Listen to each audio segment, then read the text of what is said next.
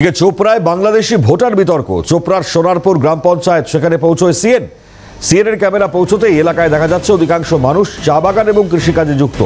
এলাকায় অসংখ্য ভুয়ো ভোটার রয়েছে, স্থানীয়রা দাবি করছেন ভুয়ো নামে ভারতে ভোটার তালিকায় নাম নথিভুক্ত করা হয়েছে, অভিযোগ তেমনটাও।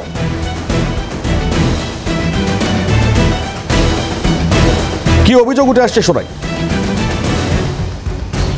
কাটিয়ে দেবেন না? ওদেরকে বলছেন? বলছি। কি বলছে ওরা? বলছি তোমার ডকুমেন্ট তোমায় চালাও, কিন্তু মোট ডকুমেন্ট দিস না।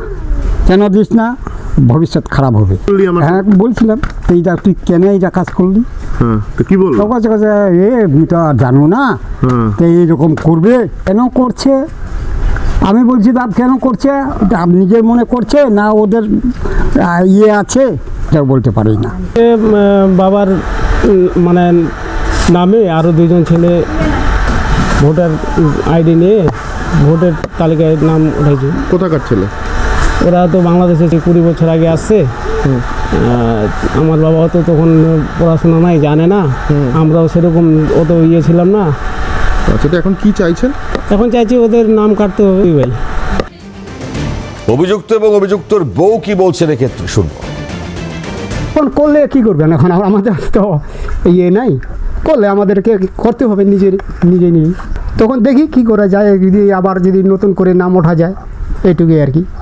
অপরাধ যেটা আপনি করেছেন, হ্যাঁ, এখন যদি আমাদের অপরাধ হয়ে থাকে তখন কোনো করা তো নাই আমাদের। তো ওদের কাছে আমাদের মানে যে ডকুমেন্টসগুলো দিয়েছিল তখন ওরা জানতো। আমি তো আর চুরি করে ডকুমেন্টস নিয়ে নাই যে ওদের বাড়িতে আমি চুরি করে ডকুমেন্টস দিয়ে তারপরে ফটো পাঠাইছি। ধরম বাবা হিসাবে নরেন বাবুকে শ্বশুরমশাই তখন উঠাইছিল, ওরকম করে সে মেম্বার গুলা উঠাই দিছে। এগুলো ছিল 18-20 বছর হয়েছে।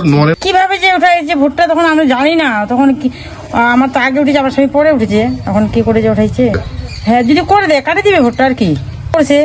আগেকার যে মেম্বার প্রধান গুলো বানাইছিল তখন বানাই দিছে। আচ্ছা, নরেন বাবুর ভাই বানিয়ে দিয়েছিল নাকি? হ্যাঁ, শ্বশুর হিসেবে কাকু করে আমার বড় কাকু হিসাবে বলে মারা গেছে। তাই ওনাকে শ্বশুর বানাইছে নাকি? আবাস যোজনার ঘর আপনার স্বামী কিছু পায় না? কিচ্ছু পায় না। তো বলছিলাম বলে ভোটটা উঠাই দিবা, তো উঠাই দিছে। কোন নেতা ওখানে উঠাইছে? আমার স্বামী উঠাইছে। ওটা আমারটা কি এখন কি নাম টাম কাটবেন নাকি? হ্যাঁ, এখন যদি বলে যে নাম কেটে দিবে।